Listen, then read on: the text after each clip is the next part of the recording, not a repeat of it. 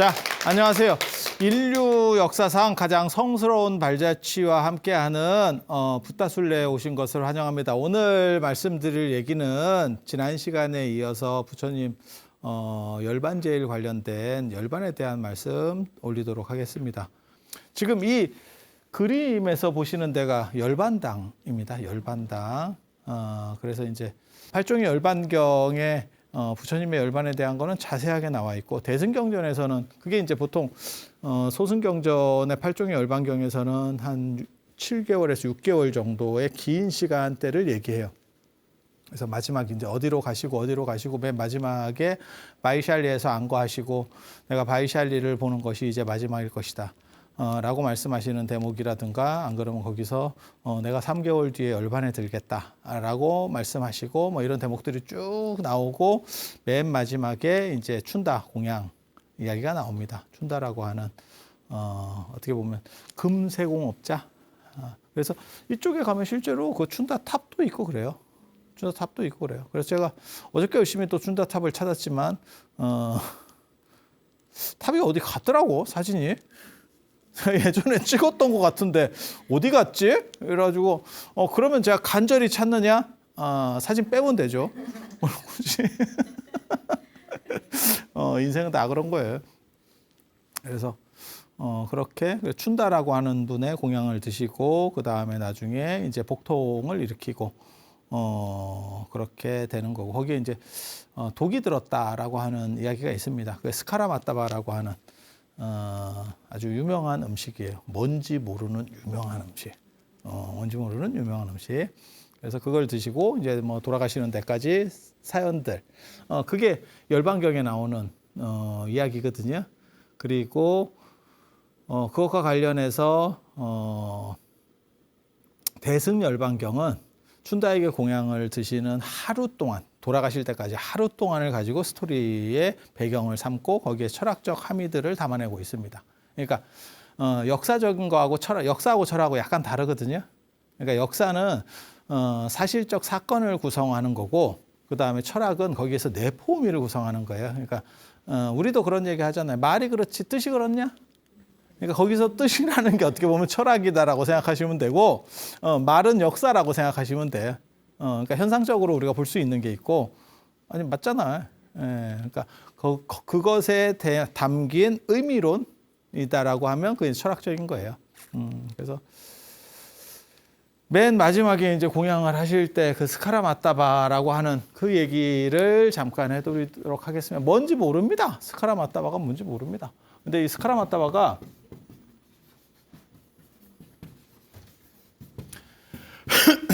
북방 불교 쪽, 그러니까 동아시아 불교 쪽으로 전수될 때는 전단양 버섯이라고 나와요. 춘다라고 하는 분이 공양을 올렸고, 이 춘다가 금세공업자라고 나옵니다. 그러니까 금세공업자니까 우리식으로 말하면 대장장이 플러스 물건까지 파는 금은방 겸업. 예전에는 이런 것들이 다 분리가 안 됐어요. 우리도 마찬가지잖아요. 조선시대 이러면 대장간에서 뭐 물건도 만들어주고 판매도 하고 이렇게 한 거지. 지금은 다 그게 분업이 됐잖아요. 만드는 사람은 안 보이는 거고 다 판매하는 사람만 보이는 거고 뭐 그렇게 가는 거잖아요. 그러니까 세상이 발전할수록 더 미세하게 끊어진다라고 보시면 돼요. 모든 역할이나 이런 것들이 끊어진다고 생각하시면 돼요. 그래서 제가 전에 그런 말씀 드렸었는데, 못 사는 사람과 잘 사는 사람, 그 다음에 문화가 떨어지는 것과 이제 좀씩 올라가는 것의 가장 큰 차이점이 공간의 분리라고 하는 것이 있다. 그러니까 공간의 분리가 뭐냐면, 여러분들이 어렸을 때 한국 경제가 굉장히 낙후됐을 때 방 하나에서 모든 일이 이루어졌다. 자고 먹고 공부하고 화투 치고 거기서 뭐 빨래도 개고 뭐 꼬매기도 하고 치고받고 싸우고 뭐 모든 것이 방 하나에서 이루어졌다. 그리고 비싼 집으로 갈수록 그 공간들이 분리되기 시작하더라. 그러니까 식당이 따로 있고 거실이 따로 있고 전부 분리가 되는 거죠. 그리고 더 잘 사는 집들은 이제 자는 방과 머무는 방도 구분이 되는 거죠. 침실이라는 개념이 또 분리가 되는 거죠. 그래서 그렇게 생각하시면 돼요. 그리고 그거는 식기도 마찬가지라더라. 그래서 식기가 단순할수록 약간 문화적으로 떨어지는 거고, 고등할수록 뭔가 많아. 그리고 쓸데없이 음식은 적은데 그릇은 계속 들락날락합니다. 비싼 집의 그의 특징입니다. 먹을 건 없는데 그릇만 왔다 갔다 하고 또 자꾸 잔소리를 해요. 옆에서 서가지고 이거는 뭐 뭘로 한 뭐고요. 뭐 저 궁금하지 않습니다. 양을 더 주세요. 그렇게 생각하시면 돼요. 그래서 분화되는 것들이 고등화의 산물이라더라. 라고 생각을 하시면 돼요. 그래서 춘다라고 하는 사람이 어느 정도 규모를 가진 그러니까는 대장간도 하고 플러스 그러니까는 뭐 동철에 대한 물건도 팔고 그 다음에 금이나 이런 것까지 같이 겸업을 해서 다 하는가 봐요. 어차피 뭐 쇠 불리는 사람들이 다 하는 거니까. 그래서 그런 사람. 그래서 이분이 마지막으로 부처님이 이렇게 움직이시는 거에서 마지막 공양을 올리셔요. 그게 최후의 공양이다라고 하는 거고, 그리고 거기에 이 스카라마타바라는 식재료가 들어가는데 이거를 북방불교에서는 전단양 버섯인데 이게 전단양 버섯 요리였고 거기에 독버섯이 들어갔다라고 해서 문제가 돼서 사람들에게 힘든 상황이 연출됐다. 라고 이야기가 나오는 거고, 남방불교에서는 저게 이제 약간 LA 갈비 느낌이지, 어린 돼지고기였다. 그러니까는 조그만 돼지, 부드러운 돼지고기 요리였었다. 그래서 이제 여기는 돼지고기요. 이렇게 두 가지 설이 대립합니다. 근데 돼지고기였을 수가 있겠나라는 생각을 저는 하거든요. 이유는 뭐냐면 연세가 많이 드신 분들에게 저런 기름진 음식을 정상적으로 잘 주지 않을 것 같은데, 저희 공양청인데 상대의 소화력이나 이런 걸 보고 이렇게 드리는 거지. 그래서 그런 문제도 좀 있고, 그 다음에 삼정육이라 그래서 나를 위해서 죽인 고기는 먹으면 안 돼요. 근데 저거는 공양청이니까 그 사람을 위해서 준비한 거잖아요. 여기서 그 사람이라는 게 누구냐면 부처님과 그 부처님을 시종하던 제자들이거든요. 그런 경우에는 저거는 고의적인 죽음의 고기이기 때문에 먹으면 안 돼요. 그러니까 예를 들어서 내가 탁발을 나갔는데 그 집에서 원래 고기 음식을 먹으려고 준비를 했다가 탕수육을 먹으려고 지금 준비를 했어. 그러다 탁발 나온 스님에게 그 탕수육을 줬어. 그건 먹어도 돼. 그거는 나를 위한 게 아니고 그분들이 드시려고 한 것 중에서 잉여분을 내가 받은 거니까. 그런데 공양청이라고 하는 거는 내가 한턱 내겠다고 내가 한 상 차린 거야. 근데 거기서는 의도된 고기지. 그러니까는 탁발에서 얻는 고기는 내가 의도한 게 아니고 그쪽에서 그냥 일부를 준 거기 때문에 그게 나 때문에 죽었다라고 말할 수가 없어. 나 때문에 그 요리가 성립됐다 말할 수 없어. 근데 공양청은 아니 그렇잖아. 그 사람을 준비했잖아. 그래서 이게 율장에서도 안 맞아요. 그리고 저런 식의 행동을 하면 그때 불교 안에서의 비판도 있을 수 있지만 다른 종교에서의 비판이라는 게 굉장히 커져요. 그래서 저게 아마 불가능했을 거다라고 생각을 하고, 저는 뭐라고 저걸 주장하냐면 돼지와 버섯을 연결시킬 수 있는 유일한 코드가 있습니다. 그게 돼지버섯이라고 하는 거거든요. 돼지버섯, 그게 송로버섯입니다. 트러플. 송로버섯은 그러니까 솔가지들 이렇게 그 침엽수잖아요. 거기에 이렇게 덮여 있는 대로 이렇게 조금씩 삐집고 올라오는 거잖아요. 근데 저 트러플이 비싼 이유는 걔는 땅에서 머리를 안 올라온다니까. 안 올라오니까 육안으로는 채취를 할 수가 없어요. 눈으로 봐서는.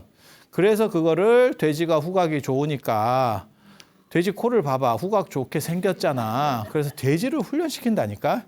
그래서 돼지가 냄새를 맡고 거기를 파면 사람이 그걸 파서 채취하는 거예요. 그래서 그걸 돼지버섯이라고 하는 거예요. 그리고 송로버섯이 비싼 이유도 그런 이유 때문에 비싼 거예요. 채취가 용이하지 않아. 그래서 저런 기준에 왜 사람이 저게 어떤 음식인지 몰라. 이게 도대체 뭔지를 지금도 모르고 있는 거예요. 모르는데 한쪽에서는 버섯이라 그러고 한쪽에서는 그러니까 전단양 버섯은 아니에요. 전단양에서 나오는 버섯 갖고 요리를 했는데 여기에 독버섯이 들어갔다는 거니까. 그래서 이 두 가지를 공유할 수 있는 것은 돼지버섯, 송로버섯이 아니었겠나. 그리고 돈 있는 사람 같으면 어느 정도 내가 사업하고 이러고 부처님이 뭐 몸도 뭐 편찮으시다 하고 연세도 있고 이러면 최대한 좋은 걸로 이렇게 한턱 이게 가능하지 싶거든요. 그래서 저게 이제 양쪽으로 갈라진 게 아니냐라고 우리 같은 사람이 주장하는 저만 주장합니다. 참고로 말씀드리면 저만 주장합니다. 저거 두 팀으로 해서 싸우고 있는 거고 그거에 공통점을 줬을 때 그게 송로버섯이다라고 저 같은 사람이 주장을 하고 있는 거예요. 여러분들이 웃지만 내가 얘기하는 게 정설이 된다. 지나봐. 지나봐. 이런 식으로 대립하고 있으면 정설된다. 정설된다. 그래서 송로버섯 가능성을 해버리면 이 돼지라는 명칭이 나옴에도 불구하고 이것이 고기를 벗어날 수 있고 버섯이라고 하는 것과도 합리적인 연관성이 유추될 수 있는 그래서 정합성이 굉장히 그리고 저기에 독버섯이 뭔가 뭐 아무튼 뭐 상태가 안 좋은 뭔가가 들어갔대. 그래서 부처님께서 저기서 공양을 드시고 나서 설사를 하게 된 거죠. 설사를 하고 저때 부처님이 저 음식에 문제가 있다는 걸 아셨다는 거예요. 그래서 뭐라고 얘기하냐면 음식이 딱 나오니까 뭐라고 말씀하시냐면 이 음식을 열애 말고 부처님 말고 소화할 수 있는 사람은 없다. 그래서 모든 제자는 먹지 마라 라고 얘기해요. 그러면 당신도 안 드시면 될 건데 라고 하지만 그래도 신심 있게 공양을 한 거고 저 사람은 죽이려고 넣은 게 아니고 지금 미필적으로 들어간 거잖아. 나는 잘하려고 했는데 쓸려 들어간 거야. 그러니까 준 사람 입장에서는 그렇게 지금 상황이 저기에 독버섯이 들어있는지 뭐 독한 요소가 들어있는지도 모르는 상황이고 그냥 나는 공양을 올렸는데 우리는 안 먹어요 라고 할 수가 없는 상황이어서 너네들은 먹지 마라. 다른 제자들은 먹지 마라. 이것은 소화시킬 수 있는 음식이 아니다. 그리고 당신은 혼자 드셨고 당신이 혼자 드시고 난 뒤에 이제 설사를 했어. 설사를 해. 그리고 이제 80세가 되셨는데 그때 장암경 유행경 같은 데 보면 뭐라고 나오냐면 내 나이가 80에 가깝고 80에 가깝고 딱 80이다라고 얘기하는 건 아니에요. 80에 가깝고 마치 무너지는 수레가 가죽끈에 의지해서 가듯이 그러니까 그게 뭐냐면 낡은 수레들을 수레바퀴가 이렇게 있으면 바퀴 만드는데 힘들어요. 이렇게 판자 붙이는 거는 상대적으로 쉽고 바퀴 만드는 게 힘들어. 그런데 이게 다 나무 바퀴이기 때문에 통나무를 쓰면 좀 이게 견고한데 무겁고 살을 쓰면 이게 파손이 되죠. 만드는 단가가 더 들고. 아니 그냥 생각을 해봐. 그래서 요게 이제 비포장도로 그다음에 돌길 이런 거를 가다 보면 이게 빠개집니다. 그러면 여기에 쇠퇴를 붙이는 경우도 있고 근데 쇠퇴를 붙인다라고 하는 거는 돈이 엄청 들기 때문에 아니 수레들 이렇게 보시면 지금도 쇠퇴 붙이는 경우들이 있어요. 여러분 어렸을 때 혹시 보신 기억 있으실 수도 있어요. 참고로 말씀드리면 저도 봤는데 놀랍게도 여러분들이 잘 못 보신 경우들도 있더라고. 저는 어렸을 때 저렇게 쇠퇴를 붙이는 경우가 있어요. 그걸 봤거든.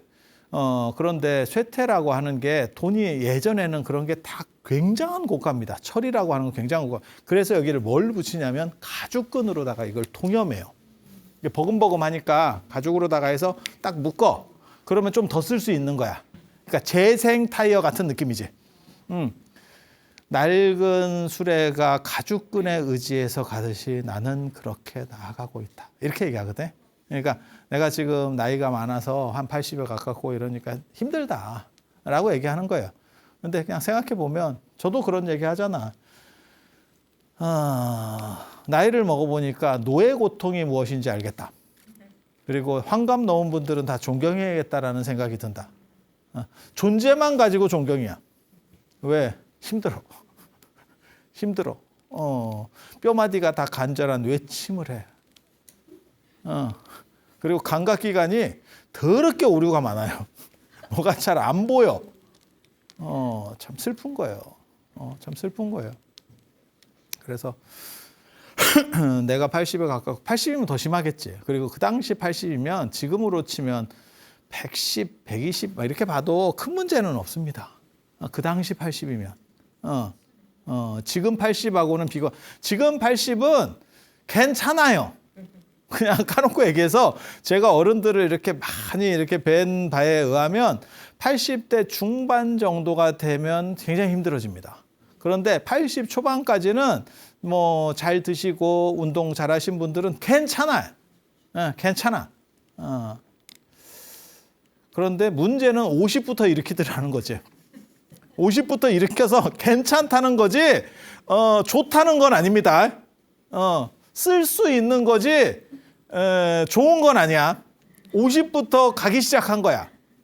50부터 가기 시작했고, 그게 한 30년 가더라고. 이렇게 꼬꾸라지는 기간이지. 그리고 80대 중반 넘어가면 완전히 꼬꾸라져요. 지금까지는 몰라.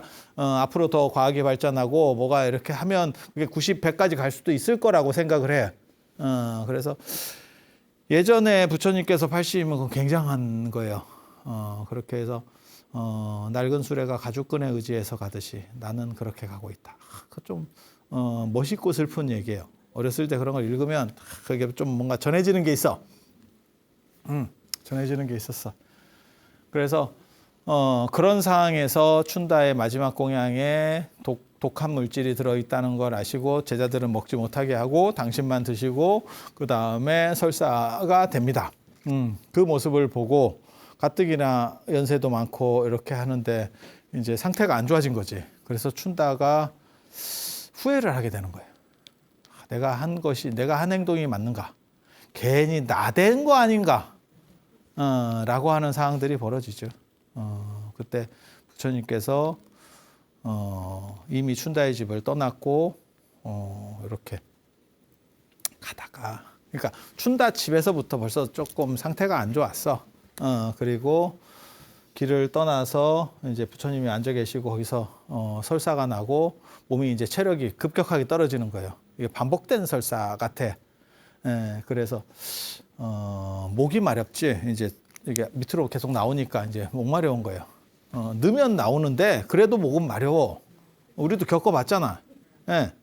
그래서 아난한테 물을 떠와라 라고 하니까 아난이 지금 저 개울로 지금 대상이 지나가서 수레들이 몇백 대가 지나가서 물이 흐려져 있습니다.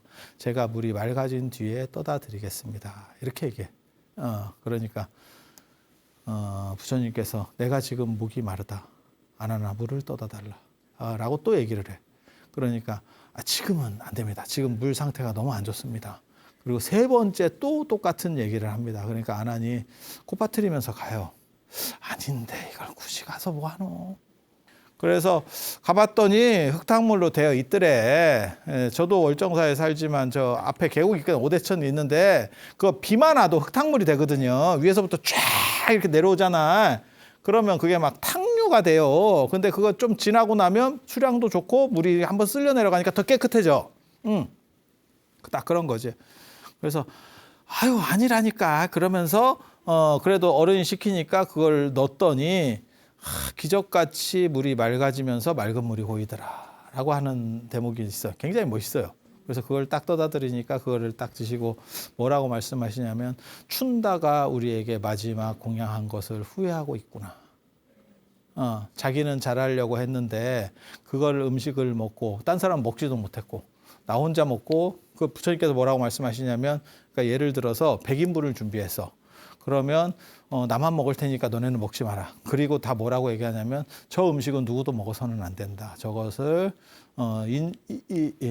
쉽게 말해서 사람이 접근하기 어려운 그다음에 동물도 접근하기 어려운 곳에 버려라. 그리고 묻어라라고 얘기해요. 땅 파고 묻어라라고 얘기를 합니다. 그러니까 접근시키지 마라. 뭐 핵 폐기하듯이 그렇게 해라. 그리고 당신 드시고 당신 혼자서는 지금 토사를 하고 있고, 그러니까 설사를 하고 있고. 그러니까 춘다 입장에서는 이게 뭐하는 돈은 돈대로 버리고, 그다음에 또 부처님이 그렇게 편찮으시니까 그 기록에는 없는데 내가 그거는 눈에 보인다. 그때 스님들이 꼭 저런 거 준비해서 부처님이 저렇게 됐다고 또 옆에서 또 이제 또 한마디씩 했을 거야. 그리고 또 스님들은 또 굶었잖아. 옆에 따라간 스님들은. 그래갖고, 아이, 한 끼 먹는데 또 굶었지. 게다가 또 부처님은 또 설사하지. 그러니까, 아, 꼭 춘다. 저게 또 나대가지고 말이야. 아, 또 이런 얘기 분명히 하는 사람이 있었을 거야. 인간이 다 그렇거든. 예. 그래서 아마 그런 사건들이 벌어졌을 거고, 그게 춘다 귀에도 들어갔을 거고, 그러니까 춘다가, 좀 많이 기분이 언짢았대. 그래서 내가 개인이 쓸데없는 짓을 해서, 상황을 더 안 좋게 했구나. 라고 후회를 하고 있었대. 그때 부처님께서 뭐라고 말씀하시냐면, 춘다가 지금 후회를 하고 있으니까, 아나나 네가 가서 춘다를 위로해줘라. 춘다의 공양은 내가 깨달음을 얻기 전에 먹었던 수자타의 공양과 대등하다라고 얘기해라. 수자타의 공양을 내가 먹고 그 다음에 나는 붓다가에서 깨달음을 얻었고 지금 춘다의 공양을 마지막으로 쿠시나가라에서 열반에 들 것이다. 그 두 공양은 최고의 공양이고 같은 등급으로서 차등이 없다. 네가 가서 그렇게 얘기해라. 라고 해서 부처님 아난이 춘다에게 가서 그 얘기를 해줬더니 춘다가 기분이 좋아졌대. 그 얘기를 부처님이 그렇게 전해달라고 하니까 이게 마음이 풀린 거지. 마음이 풀린 거지. 그래서 제가 뭐라고 얘기를 하냐면 부처님이 돌아가시는 저 열반의 길이라는 게 알고 보면 주변 사람들을 마지막으로 위로하는 길이에요. 그래서 일반 사람은 죽어가면서 다른 사람의 위로를 듣고 잘 간 사람, 그 여거, 그러니까 완전하게 가는 사람은 가면서 사람들을 위로해 주면서 가요. 부족을 채워주면서 가요. 그게 큰 차이거든요. 그리고 나서 쿠시나가라까지 이르고 거기서 이제 거기에 말라족이라고 하는 종족이 살고 있었어요. 말라족이라는 그 사람들이 공회, 그러니까는 회의하려고 공회당에 모여 있었대. 그런데 부처님께서 거기 오셔가지고 이제 열반에 들려고 하신다라는 소문이 나오니까 거기 있었던 사람들이 다 와서 부처님을 친견하려고 하고 뭐 그렇게 했었대. 그것과 관련된 그림이 요 그림 이 지금 이 열반 땅이고요. 이제 이게 사라수입니다. 뭐 잘 안 보이시겠지만 사라쌍수 사이에서 돌아가셨다 이렇게 나오는데 그게 뭘 의미하는지 정확하게 잘 모르겠어요. 왜 하필 사라쌍수인가? 그런데 부처님의 일생에 있어서 가장 중요한 사건들은 언제나 나무 밑에서 벌어진다. 그것도 제가 처음으로 주장한 거예요. 그래서 탄생은 보리수, 아수가수입니다. 무수, 근심 없는 나무. 인도 말로는 아수가수에서 태어나셨고, 그 다음에 깨달음을 얻으신 거는 보리수, 휘팔라수에서 깨달음을 얻으셨고, 그 다음에 돌아가시는 거는 사라수, 사라쌍수 사이에서 돌아가셨고, 그리고 또 뭐가 있냐면 농경제 때 원래 그 왕궁에 계실 때 농경제 때 이렇게 사색하는 대목이 나오거든요. 그건 연부나무 아래에서 그렇게 명상을 했다. 라고 하는 대목이 나옵니다. 그래서 인생의 이게 터닝 포인트마다 나무가 등장을 해요. 그래서 아마 어떤 나무 신앙과 관련해서 무언가가 있었을 것이다. 라는 추정을 해봅니다. 그런데 저게 분명 상징성은 있어. 하지만 저 정도 자료만 가지고는 이게 공통점을 적출해서 의미 도출을 해내기가 어렵습니다. 그리고 저 흐름이 남아있기 때문에 불교 안에 남아있기 때문에 미륵은 용화수 아래에서 깨달음을 얻습니다. 용화수. 그래서 미륵의 회상을 용화회상, 그리고 미륵 부처님이 계신데 정각을 용화전이라고 합니다. 용화전. 그리고 미륵을 따르는 화랑을 용화낭도, 이렇게 용화낭도라고 부릅니다. 그래서 그런 게 있고 왜 사라쌍수인지 잘 모르겠어요. 이게 사라수인데 뭐 그렇게 대단한 나무는 아니에요. 그러니까 뭐 특수한 나무거나 이런 거 아닙니다. 그런데 왜 하필 쌍수냐? 두 그루 사이에 해먹을 쳤나?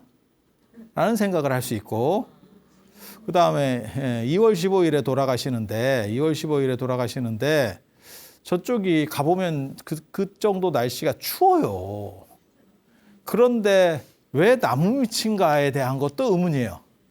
왜? 추우면 그늘이 있는 데 있으면 더 안 돼. 일교이 떨어지면. 그래서 두 나무 사이라고 하는 게 더우면 해먹을 치려고 두 나무 사이라는 게 나오거든요. 다른 거는 다 한 나무로 나옵니다.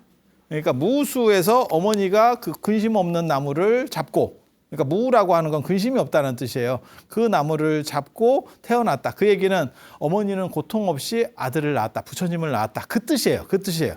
그리고 그거는 당연히 하나의 나무예요. 하나의 나무. 보리수도 하나의 나무겠지. 두 보리수 사이에서가 아니고 그건 덥다라는 뜻이에요. 그러니까 그 그늘이 필요한 거지. 예. 그런 거거든. 농경제 때도 더웠는가 봐. 그러니까 나무 밑에서 명상하지. 그 추운 기우면 햇빛 잘 드는 양지 가서 명상하지. 연부수 그 농경제 때 얘기 보면 뭐라고 나오냐면 어린 시다르타가 쉽게 말해서 부처님이 깊은 명상에 잠겨 있으니 그것도 굉장히 시적이고 아름다워요. 물론 굴할 겁니다.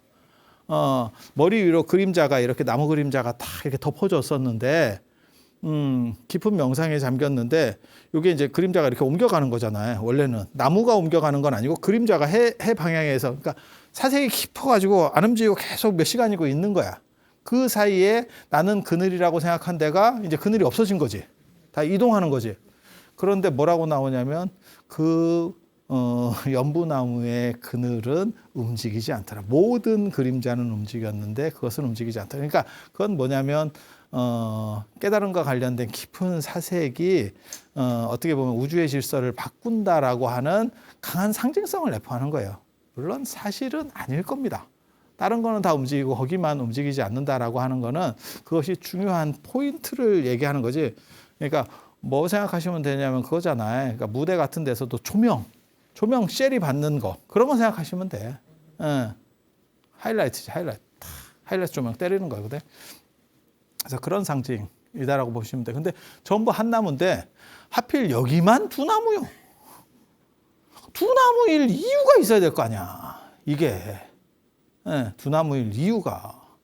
근데 나무 상태를 보면 왜 두 나무인지 알 것 같기도 하고 거기에 누우려고 하면 야 그늘이 좀 더 부실하거든. 큰 나무면 이게 그늘이 이렇게 덥거든. 조금 부실해서 두 나무인가? 그리고 저는 무슨 생각을 하냐면 또 몰라 이건 동아시아적 사고인지는 모르겠는데 머리 위쪽에 뭐 막는 거 이런 거 좋은 거 아닙니다. 뭔 뜻인지 알아요? 우리는 앉아 있을 때 어른은 앞에가 막히면 안 돼. 뭐 이런 거 앞뒤로 이렇게 딱 막히면 안 되고 그다음에 누웠을 때 뭐가 이렇게 딱 가로막고 있으면 그거 별로 좋은 거 아닙니다. 그래서 저렇게 한다라고 하는 게 그늘의 필연성이거나 해먹의 필연성이었을 것이다라고 생각하는 거예요. 앉아 있으면 작은 나무로도 그늘이 되는데 누워 있고 그 다음에 그 누워 있는 상태를 계속 자리를 바꿀 수 있는 상황이 아니라면 그늘이 좀 풍성한 두 나무 사이로 들어갔을 수도 있겠다라고 생각을 해. 근데 이 가정이 성립되려면 뭐가 있어야 되냐면 돌아가신 날짜가 2월 보름이면 안 돼. 더운 날짜여야 돼. 네.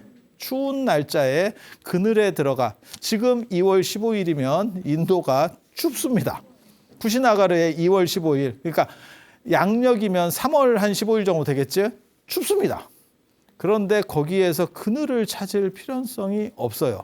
그러면 추론해 보면 2월 15일 아닌 거 아니요? 그리고 또 뭐가 있냐면 부처님이 돌아가셨을 때 꽃이 사라수가 꽃이 피었다라는 대목도 있어. 그래서 그게 이제 어떻게 보면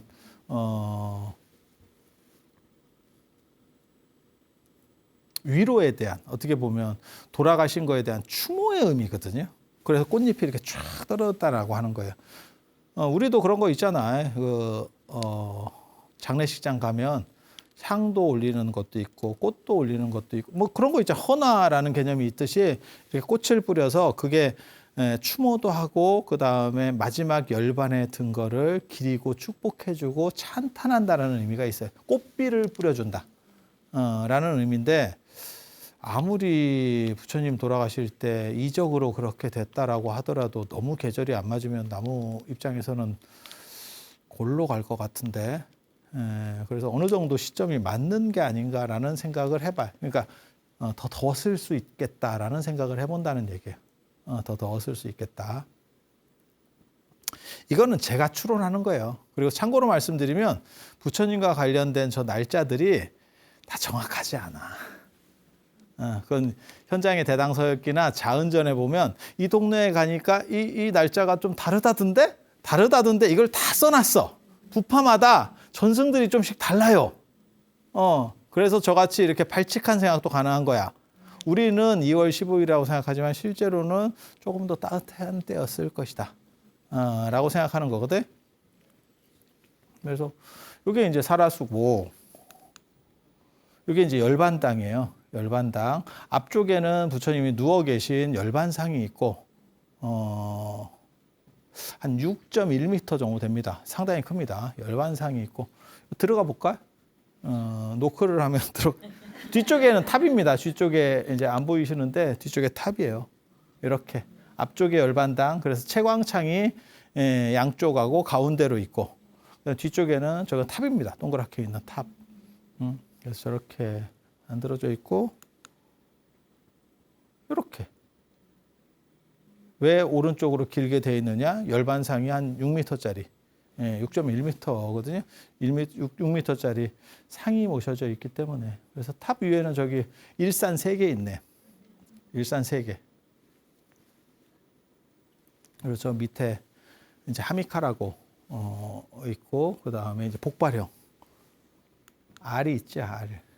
이렇게 들어가면 이렇게. 이런 사진 찍기 어렵습니다. 가보신 분 아시겠지만 찍기 어렵습니다. 가보신 분은 다 알아. 그러니까 이거 되게 기다려야 돼. 계속 좀 기다려가지고 사람 빠질 때까지 이러고 기다려. 보통 이제 참배하시는 분들이 이걸 이렇게 한 바퀴 돌기도 하고 오른쪽으로 시계방향 돌기도 하고 저 발에 가서 이제 발을 만져요. 우리 같이 큰 스님은 발을 만질 수 있고 이제 여러분들 같이 이렇게 좀 이렇게 조금 이렇게 스머프 계열들은 발을 못 만집니다. 예전에는 저 난간이 없어가지고 됐어요. 그냥 다 가서 머리 대고 그냥 발에다가 이러고 있었어. 그게 이제 접불종례지. 부처님 발에다가 이제 머리를 대고 있었는데 이게 난간이 만들어졌다고. 이걸 이제 조성한 걸로 추정하는 게 하리발라라고 하는 스님인데 400년대 초반뿐이에요. 요 가운데 있는 요 스님입니다. 요 가운데. 요 상을 조성하신, 그래서 최초 조성이 400년대로 보고 있습니다. 400년대로. 가사를 베끼면 이렇게 됩니다. 그래서 여기는 지금 난간 없을 때예요. 그래서 앞으로 오기도 쉽고 뭐 이렇게 하는데 지금은 여기 보호각 비슷하게 각이라고 하기는 그렇고 이렇게 우리 뭐 탑이나 이런 데도 이렇게 테두리 이랬잖아요. 문화재. 그런 게 있어요. 그 유리 같은 걸로 이렇게 만들어 놔가지고 일반인들은 손이 안 닿아.